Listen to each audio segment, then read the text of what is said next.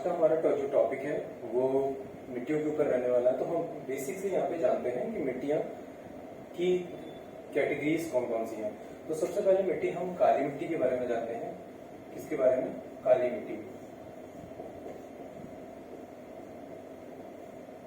काली मिट्टी का जो दूसरा नाम है वो नाम है रेगुर मिट्टी। क्या है? रेगुर मिट्टी।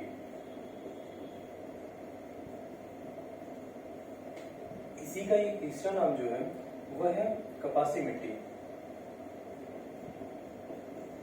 कपासी मिट्टी, ठीक है।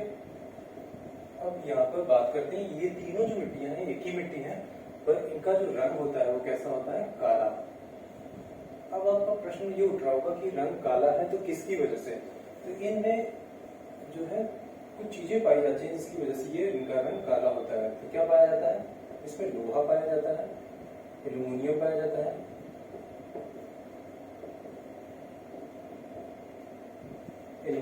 जाता है, सिलिकेट पाया जाता है, साथ में ह्यूमस पाया जाता है, और क्या पाया जाता है इसमें? मैग्नेटाइट। इस वजह से इसका जो रंग होता है इन मिट्टियों का वो क्या होता है? काला होता है। एक बात और भी जानते हैं, क्रेब्स जो कि मिट्टी के बारे में काफी कुछ जानते थे, उन्होंने बताया था कि रेगुर जो मिट्टी है वो कैसी मिट्टी है? वो परिपक्व मिट्टी है। वो परिपक्व मिट्टी है, परिपक्व मिट्टी की श्रेणी में आती है। तो इन मिट्टियों की खास बात ये होती है कि इसमें आर्द्रता धारण करने की क्षमता जो है सबसे ज्यादा होती है, या कहें कि नमी एब्जॉर्ब करने की क्षमता ज्यादा होती है। अब यहाँ पर हम जलप्रपात के बारे में बात करते हैं। तो जलप्रपात जो है, जलप्रपात में से जो सबसे हाईएस्ट जलप्रपात है उसकी हाइट जो है 455 मीटर है। इस जलप्रपात का नाम है हुंचिकल जलप्रपात। हुंचिकल जलप्रपात किस नदी पर बनता है? ये वरा नदी पर बनता है। और वरा नदी कहां पर पाई जाती है? कर्नाटक में। तो ये हमने जाना हुंचिकल जलप्रपात के बारे में। साथ में एक जलप्रपात और है जिसके बारे में आपको पता होना चाहिए, वो है महात्मा गांधी जलप्रपात।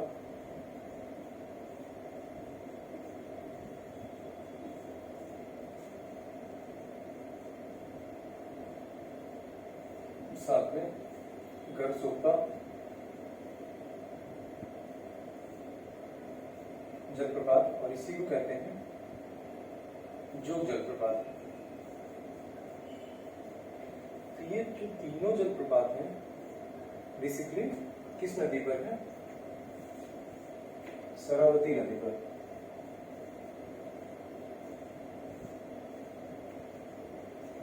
और शरावती नदी कहां पर बहती है? वो भी कर्नाटका में है, ठीक है। और इसकी जो हाइट है वो है 253 मीटर, ठीक है। तो ये हमने यहाँ पर इसके बारे में जाना। आई होप आपको ये सारी चीजें अच्छी लगी होंगी।